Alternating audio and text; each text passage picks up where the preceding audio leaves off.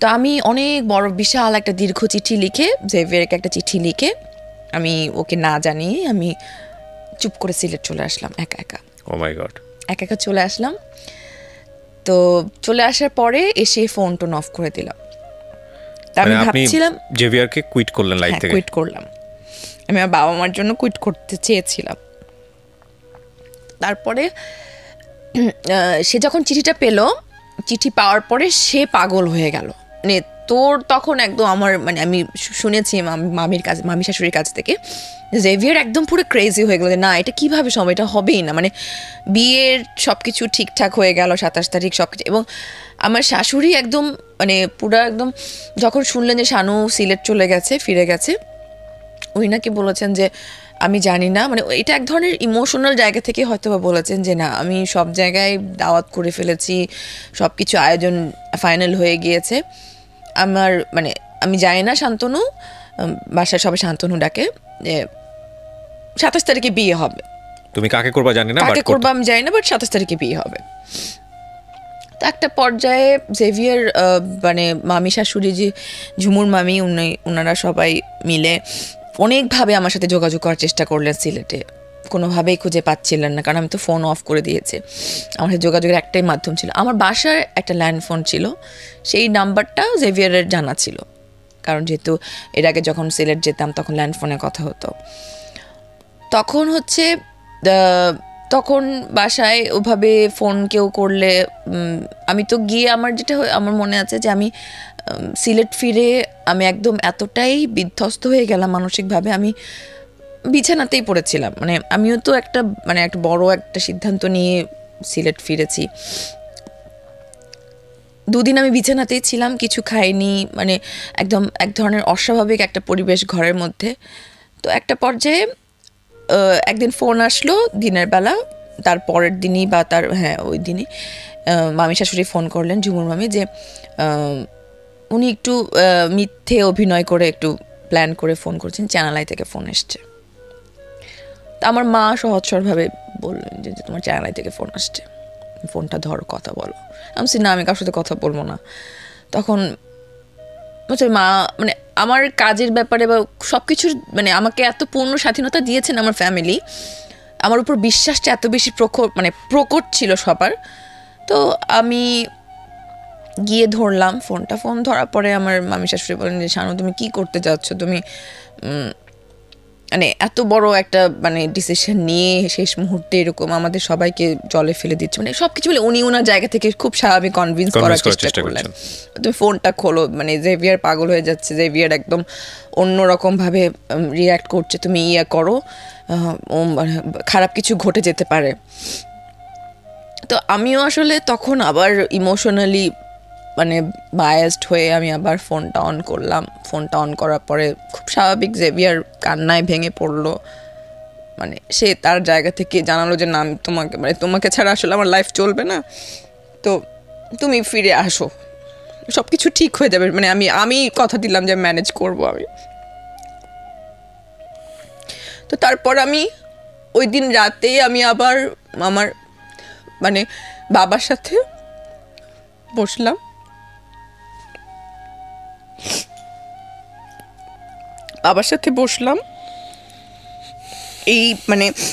এই সেশনটা আমার জীবনের একটা অদ্ভুত একটা সেশন, অদ্ভুত একটা রাত ছিল।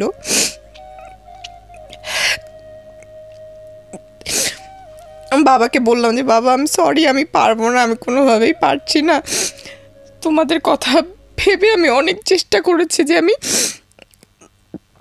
মানে সিদ্ধান্তটা না নিতে, কিন্তু আমি আসলে আরেকটা ফ্যামিলিকেও আমি এরকম একটা অবস্থায় ফেলে এসছি, এটা ঠিক হচ্ছে না। তো সব কিছু মিলে আমার বাবা আমাকে কিচ্ছু বললেন না। আমার বাবা বললেন যে ঠিক আছে মা,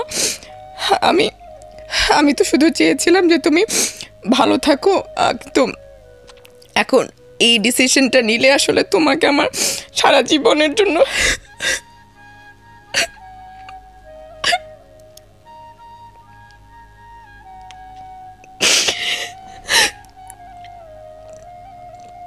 Very painful.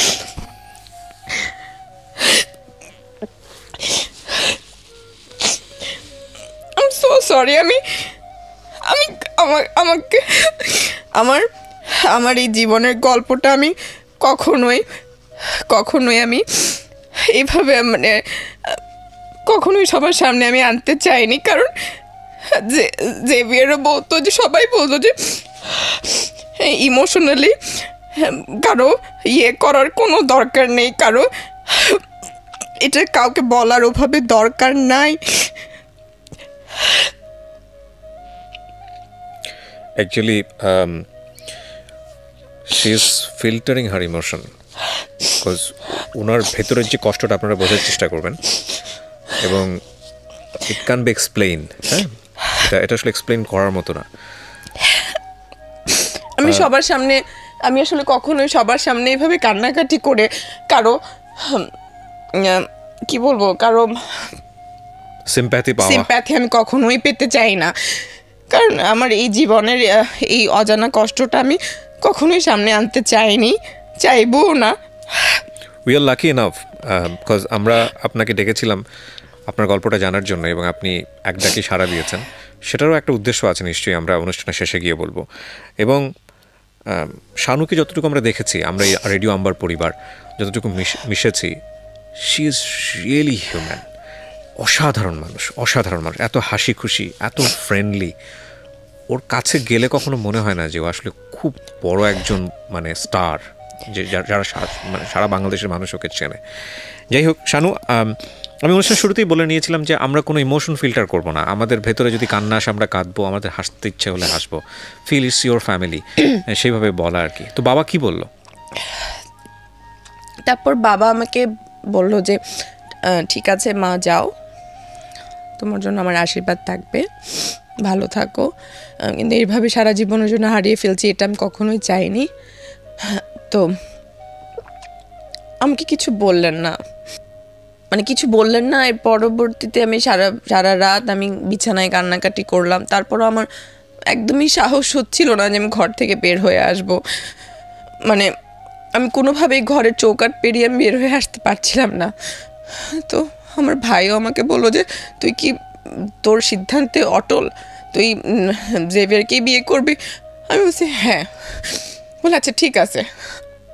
তো পরদিন সকালবেলা ভোরবেলা আমাকে আমার ভাই ঘর থেকে মানে রীতিমতো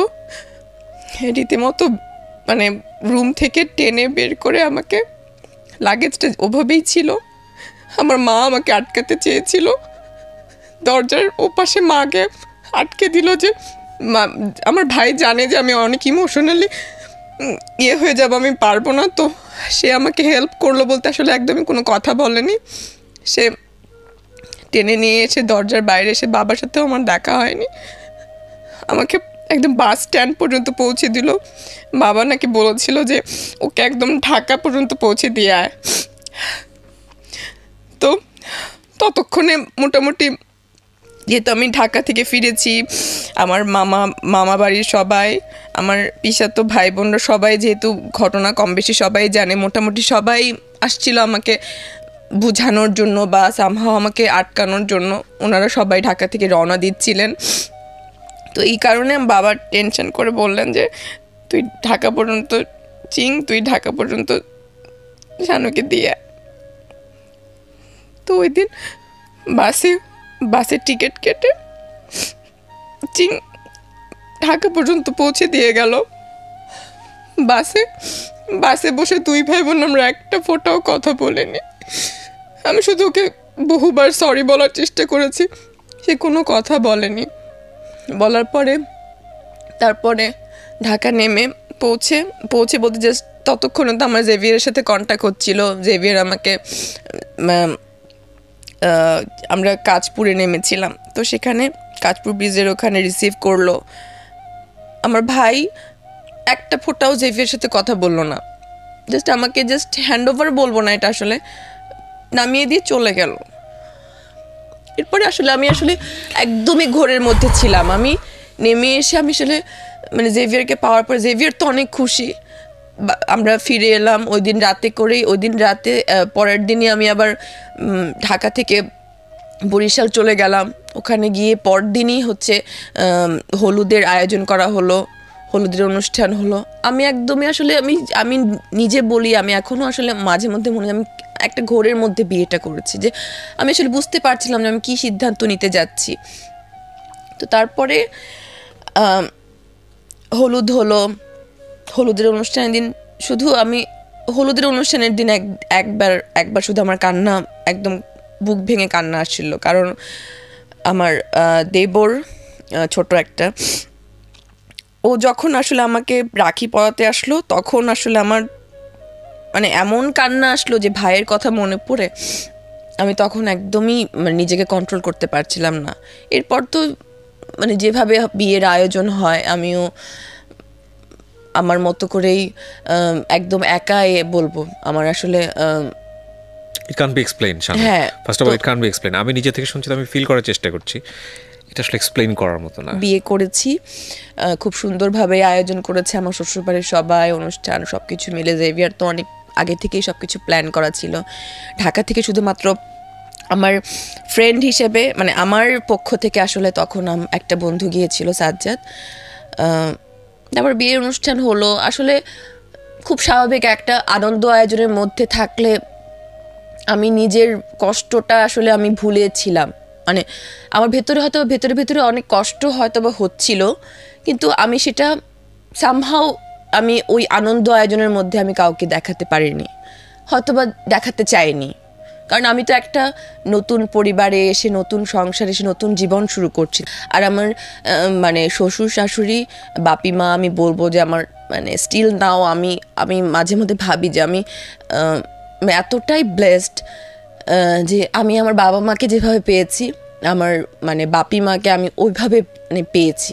খুব স্বাভাবিক, জেভিয়ার যেহেতু অনেক, জেভিয়ার না শুধু পুরো পরিবার যেহেতু আমাকে অনেক বেশি আদর দিয়ে আগলে নিয়েছে, আমার আসলে ওই জায়গাটায় কোনো অভাববোধ মানে হয়নি কখনো, যে এই মানুষগুলো আমাকে এত মানে ভালোবাসছে, এতটা যত্ন নিচ্ছে। সব কিছু মিলে একটা আনন্দ হই হুল্লোড়ের মধ্য দিয়ে আসলে দিনটা কীভাবে কেটে যাচ্ছিল সেই জায়গাটায়। এরপর ঢাকায় চলে আসলাম, সবাই আবার যার যার কাজে ব্যস্ত হয়ে পড়লাম।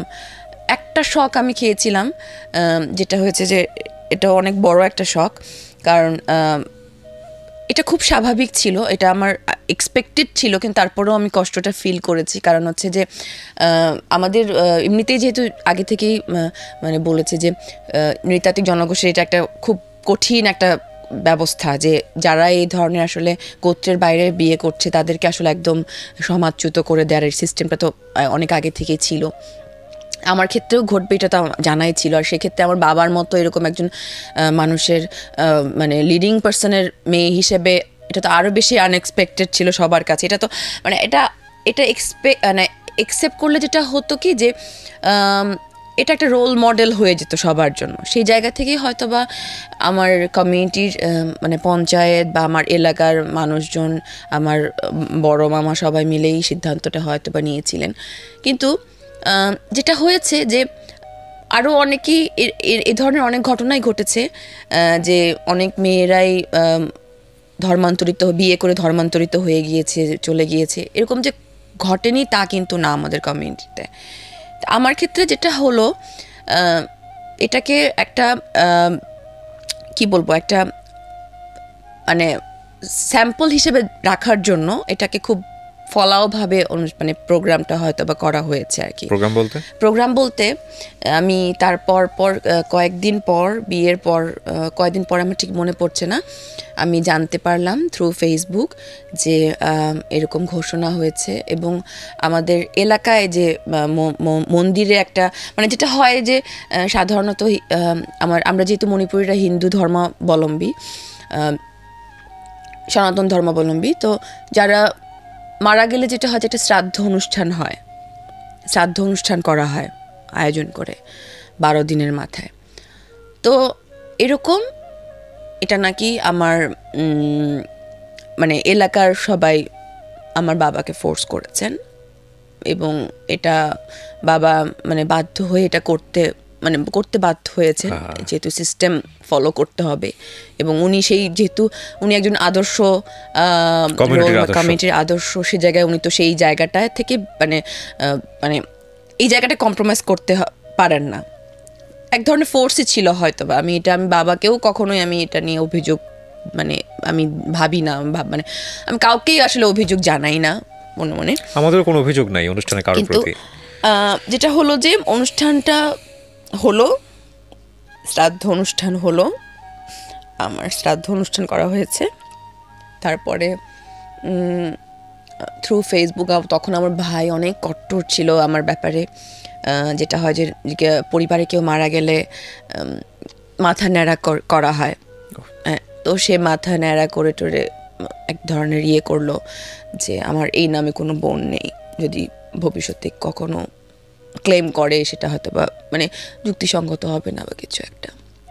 তো আমার আসলে তখন ওই মুহূর্তে, ওই আনন্দঘন মুহূর্তে মানে এই শখটা আসলে নেওয়ার মতো অবস্থায় আমি ছিলাম না, যে হয়তো বা এটা একটা সিস্টেম ফলো করা, যে এই মানুষটা নিয়ম ভঙ্গ করেছে, ভালোবেসে সমাজের একটা সিস্টেম ভঙ্গ করেছে, তো তাকে সমাজচ্যুত করা হোক। কিন্তু একজন জীবিত মানুষের শ্রাদ্ধ অনুষ্ঠান করাটা কতটা যুক্তিসঙ্গত, মানে এটা কতটা নিয়ম মানার বিষয়, আমার মাঝে মধ্যে খুব মানে কষ্ট হয়। এবং আমার মাঝে মধ্যে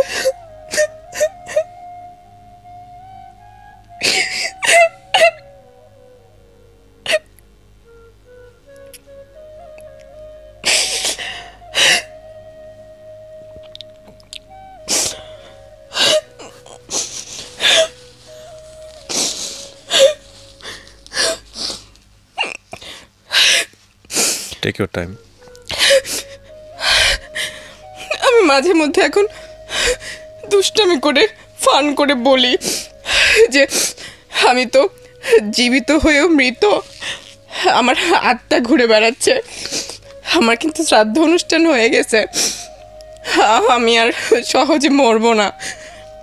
এটা হয়তো বা দুষ্টামি করে ফান করে আমার বন্ধুদের সাথে, আমার যারা খুব কাছের মানুষ যারা জানে তাদেরকে হয়তো বা বলি। কিন্তু এটা আমাকে অনেক কষ্ট দেয় ভেতরে, যে আমি জানি, আমি নিজে সেটা ফিল করি, আমি এখনও অপরাধ বোধে ভুগি, প্রতিনিয়তই ভুগি, যে আমাকে নিয়ে আমার মণিপুরী সম্প্রদায় অনেক অহংকার করেছে, যে অহংকারের জায়গায় পর্যন্ত আমি নিয়ে গিয়েছিলাম। তো সেই জায়গাটায় এরকম একটা সিদ্ধান্ত, ভালোবেসে এরকম একটা সিদ্ধান্ত আমি নিয়েছি, সেটার জন্য তারা অবশ্যই লজ্জিত হয়তো বা। কিন্তু এই লজ্জার মানে এটার প্রতিদানটা আসলে এভাবে পাবো আমি আসলে মানে এতটা এক্সপেক্ট করছিলাম না হয়তো বা। তো যাই হোক, আমি এখন যদিও সময়ের সাথে সাথে অনেক কিছু হয়তো বা সহজ হয়ে এসেছে বলতে এই কষ্টগুলো অনেক বেশি মানে অনেক তীব্রভাবে ছিল, বিশেষ করে যখন আমি মা হলাম, মানে যখন আমি কনসিভ করলাম। কয় বছর পরের ঘটনা এটা? বিয়ের 1 বছর পরে আমি মানে মা হয়েছি। মানে ইট ওয়াজ ডিসিশন যে আপনার এই লোনলিনেস কমানোর জন্য? না, ঠিক ওটাও না। এটা আসলে মানে হয় না যে এটা আমার প্ল্যানিং এ ছিল না যে এত দ্রুত বাই ইনসিডেন্ট। হ্যাঁ, তো বাই ইনসিডেন্ট যেটা মানে তারপরে যখন মা হলাম, আমার আসলে এক ধরনের ভেতরে মানে এটা প্রতিটা মেয়েদের ক্ষেত্রেই ঘটে, যে একজন নারী যখন আসলে সন্তান ধারণ করে পেটে, তখন তার ভেতরে মা সত্তাটা জেগে, তখন আমি আসলে মাকে খুব মিস করতাম, প্রচণ্ড মিস করতাম। এবং তখন আমি আসলে ফুপিয়ে অনেক কেঁদেছি একা, যে আমার কাছে মতো একবার যদি আমি মায়ের সাথে কথা বলতে পারতাম। আমি তো জানি যে আসলে কখনোই আর মানে যেতেই পারবো না। এবং তখন এক ধরনের বিষণ্ণতা কাজ করতো, যে আমি কি আদৌ কখনো সিলেট যেতে পারবো, বা মানে তখন আমি আমার প্রিয়জন কাছের মানুষ অনেককেই বলেছি, মজা করেও বলেছি, দুষ্টামি করেও বলেছি, যদি কখনো মরে যাই তো অন্তত একবার হলেও সিলেটে নিয়ে যেও, সিলেট যেহেতু আর যেতে পারবো না। তো এরকম করে অনেক খারাপ সময়, এক ধরনের বিষণ্ণ সময় কেটেছে। তারপর আমার সন্তান এলো, তাকে নিয়ে ব্যস্ত হয়ে পড়লাম, ব্যস্ততা সব কিছু মিলে মানে জীবন তো আর কখনো থেমে থাকে না, জীবনের নিয়মে এগিয়ে গিয়েছে। এর পরবর্তী 9 বছর পরে আমি একবার মানে সিলেটের কাজের সুযোগ এলো, যখন আমি আবার শুটিং শুরু করলাম, তখন তো অনেকদিন একটা গ্যাপ ছিল, কাজ বন্ধ ছিল, এবং জেভিয়ারের সাপোর্টেই আমি আবার কাজ শুরু করলাম। জেভিয়ার আমার ফ্যামিলির পুরো ফুল সাপোর্টে কাজ যখন শুরু করলাম, তখন একটা সিলেটে কাজের সুযোগ এলো। তো আমার এখনো মনে আছে যে 9 বছর পর যখন আমি সিলেটে পা দিলাম, ভোরবেলা বাসে করে যখন ভোরবেলা আমার এক ধরনের অদ্ভুত এক ধরনের মানে একদম কান্নার একটা অনুভূতি হচ্ছিল। আমি আসলে বুক ফেটে কান্না আসছিল যে আমি এত বছর পরে আমি সিলেটে এসছি, পা দিচ্ছি। যদিও আমার কখনোই সাহস হয়নি যে আমার বাড়িতে যাওয়ার বা বাড়ির কাছাকাছি কোথাও ওই এরিয়াতে যাওয়ার। আমি শুটিং করেই আবার ফিরে এসেছি। এরপর ধীরে ধীরে ধীরে আরও কয়েক বছর পরে আমার একটা বন্ধু আছে, খুব কাছের একজন বন্ধু, হিরণ। ও 2005-এর পর লন্ডনে চলে গিয়েছিল, ইউকে চলে গিয়েছিল। তো সে যখন আবার সিলেট আসলো, সে বলল যে না দোস্ত, আমি তোমার সিলেট লইয়া যাইমু, সালাখানুক, এটা তোমার এই কষ্ট, আমার এই কষ্টের জায়গাগুলো কিন্তু আমার খুব আপনজনরা খুব জানতো, ফিল করতো। এবং প্রায় যখন আমি সিলেটকে নিয়ে স্ট্যাটাস দিতাম, পোস্ট দিতাম, তখন সবাই বলতো আইও, অত চিন্তা করিও না, আইও, কিচ্ছুই তো নাই। সবার এই ধরনের একটা সাহস ছিল ভেতরে, বা মায়ার জায়গাটা ছিল, আদরের জায়গাটা ছিল।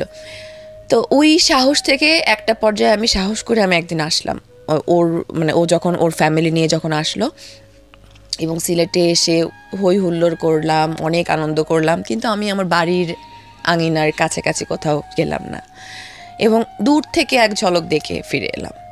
আমার ছেলে জিজ্ঞেস করতো, আচ্ছা মাম্মা, যখন আস্তে আস্তে কথা বলতে শিখলো, আমার যেহেতু গল্পটা শুনছিল, আমার নানি কে, আমার নানা কে, তখন আমি গল্প বলতাম, আমার বাবার গল্প দেখাতাম, ছবি দেখাতাম, এটা সেটা। সে জিজ্ঞেস করতাম সিলেট কেন যাই না, আমাকে কেন সিলেট নিয়ে যাও না? আমি বলছি না, নিয়ে যাব। তো সিলেট ওকে নিয়ে গিয়েছি। তো আমার ওই বন্ধুটাই একবার খুব দুঃসাহস করে বলল যে না দোস্ত, এটা ঠিক না, আমি আমার মার লগে আমি দেখা করে লই আইমু। আমি বাচ্চাকে, হ্যাঁ, রিতকে নিয়ে, এটা কেউ অত ভাবে নিবে না। ততদিনে অবশ্য একটা জিনিস যেটা হয়েছে, অ্যাকসেপ্টেন্সের জায়গাটায় আমার ফেসবুকে আমার অনেক মণিপুরি সম্প্রদায়ের প্রিয় মানুষগুলো, কাছের মানুষগুলো, যারা আসলে আমার সবসময় আমাকে স্নেহ দিয়েছেন, আদর দিয়েছেন, বড় সিনিয়র মানুষগুলো বা বন্ধু স্বজন যারা ছিল, তারা কিন্তু মোটামুটি একটু একটু করে কিন্তু থ্রু ফেসবুক, নরম হওয়া বলতে থ্রু ফেসবুকে যোগাযোগ রাখছেন, এবং প্রকাশ্যেই যোগাযোগ রাখছেন। আমার ভেতরে এক ধরনের কি বলবো, এটা এক্সপেকটেশন গ্রো করছে, এক্সপেকটেশন না, অপরাধ বোধের জায়গা কিন্তু আমার এখনো আছে, যে আমার কাছে মনে হয় যে না, আমি যদি এগিয়ে যাই বা আমি যদি যোগাযোগটা খুব প্রকাশ্যে রাখি, তাদেরকে কোনো কমিউনিটির সমস্যা হবে কি হবে না। কিন্তু তারা দেখলাম যে না, তারা কিন্তু খুব সানন্দে, খুব সহজভাবে বলছে না, এটা কোনো বিষয় না, আমরা শানু, এটাকে কেন আমরা এভাবে নিব। কিন্তু সেই জায়গা থেকে খুব উইলিংলি তারা অ্যাকসেপ্ট করছেন। এখন আমার একটা বোন আছে, সে ঢাকায় তো এখন অনেকেই থাকছেন, তো মোটামুটি তাদের সবার সাথে থ্রু ফেসবুক বা সামনাসামনি একটু কিছু সবার সাথেই এখন যোগাযোগ হচ্ছে, কথা হচ্ছে। কি হলো, ছেলেকে নিয়ে এলো? হ্যাঁ, তারপরে আমার ওই বন্ধু ছেলেকে একবার করে ঘুরিয়ে নিয়ে আসলো। তখন আপনি যেতে পারেননি? আমি যাইনি, আমি এখন পর্যন্ত যাইনি। ছেলেকে নিয়ে নানা নানু এদের সঙ্গে দেখা করিয়ে নিয়ে আসলো। এই পর্যন্তই আমার আমার পরিবারের সাথে আমার যোগাযোগের জায়গাটা এতটুকুই আছে এখন পর্যন্ত। আমি জানি কোনো মাই, কোনো বাবাই কখনোই আসলে তার সন্তানকে ফেলে দিতে পারেন না। এবং আমার বাবার সাথে বইমেলাতে এসেও কয়েকবার দেখা, আমার বাবার জায়গাটা যেটা হচ্ছে, আমিও বুঝতে পারি বাবার বাইন্ডিংসের জায়গাটা, অক্ষমতার জায়গাটা, যে উনি আসলে একজন পথ প্রদর্শক, একজন সম্প্রদায়ের একজন কি বলবো লিডিং পার্সন হিসেবে আসলে এই ধরনের এই সিদ্ধান্তের জায়গায় মেয়েকে আসলে এই প্রশ্রয়, এই অনিয়মকে প্রশ্রয় আসলে উনি দিতে পারেন না। সেই জায়গাটাই উনি আসলে এই কম্প্রোমাইজটা করতে পারছেন না। এই অভিমানটা আসলে আমি জন্য কখনোই আমার পরিবারের ক্ষেত্রে আমি করি না, একদমই করি না। যেমন অনেকেই এমন মাঝে মধ্যে বলেন যে আরে দূরও কিচ্ছুই তো না, আইও, এটা এখন আর কোনো ব্যাপার না, গেলেই হয়তো বা সব ঠিক হয়ে যাবে। কিন্তু আমি আসলে ঠিক ওভাবে আসলে চাই না বলতে আমি চাই না যে আমার প্রকাশ্য অংশগ্রহণ বা কাছাকাছি যাওয়াতে যদি আমার পরিবারের কোনো ক্ষতি হয়, ক্ষতি হয় বলতে আসলে সামাজিকভাবে যদি হেয় প্রতিপন্ন হতে হয়, সেই জায়গাটায় আমি এখনও চাই না। আমার বাবার যে অবস্থানটা আছে, বাবার জায়গায় আছে, থাকুক। এবং আমি জানি যে বাবা এখন আমাকে নিয়ে অনেকটাই গর্ববোধ করেন। আমি সেই জায়গাটায় আমি চাই এখনও যে সেই জায়গাটায় পৌঁছাতে, যে আমার এখনও মনে আছে আমার বাবা লাক্সের পরপর একবার বলেছিলেন একটা অনুষ্ঠানে, সংবর্ধনা অনুষ্ঠানে, যে ছোটোবেলার থেকেই তো আসলে আমি সেরামদার মেয়ে নিবা, তুমি সেরামদার মেয়ে নি বলেই এভাবেই পরিচিত হয়ে আসছি। তো এখন বাবা বলছি না, এখন থেকে আমি আসলে আমার খুব ভালো লাগে যখন আপনি শানুর বাবা। এই কথাটা যেদিন ওই দিন বলছিলেন যখন, তখন আমার চোখে একদম আপনার বাবাকে আমি ইন্টারভিউ করছি টেলিভিশনে, আপনার বাবা দেখলে হয়তো বুঝতে পারবে, রিলেট করতে পারবে। 1 ঘন্টার ইন্টারভিউয়ের প্রায় 45 মিনিট শেষ, হঠাৎ করে কি না কি প্রসঙ্গে যেন আসলো যে উনি হচ্ছে দ্যাট মোমেন্ট, ওকে আপনি শানুর বাবা। তো অ্যাটেনশন গেল। আর আপনার মতো এরকম একটা স্টোরি আমি অনেক আগে শুনেছিলাম, কমিউনিটি কেন্দ্রিক এরকম একটা স্টোরি। আমার মাথায় অটোই কোশ্চেনটা এসছে, আপনার স্টোরিটা আমি আগেও জানতাম না, আজকেই ফার্স্ট আমি জানলাম। আজকে এটা কেউই জানতো না। হ্যাঁ, এবং আমি প্রশ্নটা যখন করলাম ওনাকে, তখন উনি থিতু হলেন। ওই শর্ট মোমেন্ট আসলে এক্সপ্লেন করার মতো বিষয় না, উনি জাস্ট এটুকুই বললেন যে না, আমাদের সঙ্গে কোনো যোগাযোগ নেই। এটা আসলে এক্সপ্লেন করার মতো না। বাট এবং এই ঘটনার পরে যে আপনার সঙ্গে আমার এইভাবে এই অনুষ্ঠানে দেখা হয়ে যাবে, আসলে জগৎটা অনেক ছোট না, অনেক ছোট। ঘুরে ফিরে একটা জিনিস আমি বিশ্বাস করি যে প্রকৃতি কখনোই আসলে তার প্রিয় মানুষগুলোকে কখনো দূরে সরিয়ে রাখে না। মায়ার বন্ধনে হোক, ছায়ার বন্ধনেই হোক, যেভাবেই হোক আসলে কাছাকাছিই থাকে, এক ধরনের মানসিক শক্তি হয়ে থাকে। আমি যেমন একটা জিনিস, একটা বিষয় আমি বিশ্বাস করতে চাই এবং আমি মনে প্রাণে চাই যে আমি আমার অবস্থান থেকে, আমি যেখানে আছি, যে কাজটাই করছি এখন, যেমন আমি বেশ কিছুদিন যাবত আসলে লেখালেখি শুরু করেছি বলতে এটাও আমার এক ধরনের গর্ববোধের জায়গা। যে এখন যেমন বলা যায়, তোমার বাবা তো লিখেন, তুমি কবি বাবার মেয়ে, তো কবি বাবার মেয়ে তো কবিতা লিখবে, এটা তো খুবই স্বাভাবিক। তো এটা যখন বলে আমি কবি বাবার মেয়ে, আমিও একজন কবি, এটা আমার ভাবতেই ভালো লাগে। এবং আমি চাই আসলে আমার বাবার স্বপ্ন পূরণের জায়গায়, জানি না কতটুকু কি করতে পেরেছি, যতটুকু না করতে চেয়েছি তার চেয়ে হয়তো অনেক বেশি অপূর্ণতা দিয়ে এসেছি। কিন্তু আমি আমার অবস্থান থেকে এখন যেখানে আছি, সেই জায়গা থেকে আমৃত্যু আমি সেই স্বপ্নগুলো পূরণ করতে চাই, যেটা আমার বাবাকে, আমার মাকে, আমার ভাইকে, আমার সম্প্রদায়কে গর্বিত করবে।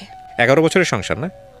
হ্যাঁ, 11 বছরের সংসারের এই জীবনটাকে আপনি যদি মূল্যায়ন করেন, হাসি কান্না দুঃখ তো আমাদের প্রত্যেকের সংসার জীবনে আছে। কিন্তু আমার মনে হয় এই গল্পটা শোনার পরে যেটা মনে হয়েছে, হাজব্যান্ড হিসেবে আমাদের ছেলেরা যেরকম হয়, সেই জায়গায় একটা এক্সট্রা দায়িত্ব সবসময় জেভিয়ারকে পালন করতে হয়েছে বা হওয়া উচিত, মাথায় রাখা উচিত এইরকম একটা ঘটনার পরে। সেই জায়গায় আপনি কতটুকু হ্যাপি? সেই জায়গাটায় আমি অবশ্যই 100% হ্যাপি, এবং সেটা সে সবসময় শুরু থেকেই মাথায় রেখেছে। শুধু সে না, আমার পুরো পরিবার বলতে আমার শ্বশুরবাড়ির সবাইকেই আমি বলবো যে এই বিষয়টা মাথায় রেখে একটা মেয়েকে বউ হিসেবে না, মেয়ে হিসেবে আগলে নিয়েছে। আমার শ্বশুর, বাপি, আমার বাপিকে দেখলে আমার কিন্তু একদম মনে হয় যে আমার বাবা দাঁড়িয়ে, চারিত্রিকভাবেও কিন্তু বেশ মিল দুজনের মধ্যে, খুব চুপচাপ, কথা কম বলেন, খুব ঠান্ডা মাথার মানুষ। তারপরে আমার মা আসলে অনেক বুদ্ধিমতী, আমার এই ইমোশনসের জায়গাগুলো, এই কষ্টের জায়গাগুলো উনি অনুভব করেন দেখেই মা হিসেবে মেয়ের মতো করে আগলে রাখেন। কোথাও আমি এই 11 বছরের সংসারের আমি হাজবেন্ড হিসেবে যে জেভিয়ারের জায়গায় হয়তো বা অনেক অভিযোগ থাকতে পারে, অনেক অভিমান থাকতে পারে, কিন্তু আমার শ্বশুরবাড়ির কারোর প্রতি, আমার বিশেষ করে আমার শাশুড়ির প্রতি, আমার শ্বশুরের প্রতি এক বিন্দু অভিযোগ বা মানে বাবা মা হিসেবে আমার মনে হচ্ছে ওনারা আসলে ওনাদের বেস্টটাই দিয়ে যাচ্ছেন এবং ওনারা এখনও আশাবাদী বলতে ওনারা এখনও স্বপ্ন দেখেন যে কোনো একদিন তাদের কি বলে বেয়াই তাদের বাড়িতে এসে মানে আসবেন, আপ্যায়ন করবেন তাদের ওই জায়গা থেকে। এগুলো ভালো লাগে। এখন মানে মানুষের হয় না, আমি একটা জিনিস থেকে যাবো, হয় না যে কান্নাকাটি কখনোই আমি অনস্ক্রিন তো দূরের কথা, অনেক লাইভ অনেক হাসি খুশি একটা মানুষ আমি কখনোই আমার কাছে মানুষজনের খুব কাছের না হলে মানে কান্নাকাটি কখনোই তাদের সামনে আমি করতে চাইনি কখনোই। তো আজকে আসলে আমার এই প্রসঙ্গটা আসলে, জীবনের এই অধ্যায়টা আসলে আমি আসলে কখনোই নিজেকে সামলাতে পারি না। আর আমি ওইটা নিয়ে জানতে চাচ্ছিলাম, ট্রিকি মানে ওয়েতে সবসময় টেকনিক্যালি আমি এই প্রসঙ্গটা এড়িয়ে যেতে চাই। কিন্তু আজকে আপনি এড়িয়ে যাননি, আজকে আপনি অ্যাড্রেস করেছেন। অ্যাড্রেস করেছি, প্রসঙ্গটা ওভাবে চলে এসেছে। প্রসঙ্গটা চলে আসলে আমি সবসময় আবেগাপ্লুত হয়ে যাই, কারণ আমার জীবনের চলার পথে আমি বলছি যে একটা উদ্দেশ্য বা সবকিছু মিলে কি বলবো, একটা শক্তির জায়গায়, প্রাণ শক্তির জায়গায় আমার বাবার অনেক বড় একটা ভূমিকা আছে। কখনো কি মনে হয়েছে এরকম যে এই কথাগুলো তো কখনো না কখনো কমিউনিটি পিপল যারা আছেন বা বাবা আছেন তাদের জানা উচিত, সেই জন্য বা আমরা যারা সাধারণ মানুষ আছে তাদের জানা উচিত, বা জীবনের কোনো একটা পর্যায়ে গিয়ে আপনাকে বলবেন বা এরকম একটা আমার মনে হতো, মানে আমার এক ধরনের মনে হতো যে না আসলে আমার কষ্টটা বা আমার এই অভিমানটা কি আমার সম্প্রদায়ের মানুষজন, আমার প্রিয় মানে আত্মীয় স্বজন থেকে শুরু করে সবাই কি টের পাচ্ছেন, হয়তো বা টের পায় কিন্তু কিছু হয়তো বা করতে পারেন না, কিছুই করার নেই সেই জায়গাটা থেকে। তো আমার মনে হতো যে না কোনো এক সময় হয়তো বা বলবো, কোনো এক সময় হয়তো বা লিখবো, মানে শুধু বলা না, হয়তো বা আমি যেটা এখন লিখি তো আমি এই কষ্টের কথাগুলো হয়তো বা লিখে যাবো, মানে কোনো পারপাস থেকে আসলে কিন্তু আজকের অনুষ্ঠানটা করা না, নিজের কথাগুলো মন খুলে বলা। এবং আমি বলেছিলাম যে এই অনুষ্ঠানটা যদি নিয়মিত আপনারা দেখে থাকেন তাহলে দেখবেন যে এখানে যারা আসেন তারা স্টার, তারা কিন্তু একজন সাধারণ মানুষের যেভাবে দুঃখ কষ্টগুলো আছে তারা সেভাবে এখানে নিজেকে উপস্থাপন করেন, and they are very respected. এটাকে আসলে এক্সপ্লেন করার মতো না, জীবনে যত বড় সফলতাই আসুক না কেন, যত কিছুই আসুক না কেন, এই কষ্টের ক্ষুরোর ধারটা কেমন এটা কখনোই এক্সপ্লেন করার মতো না।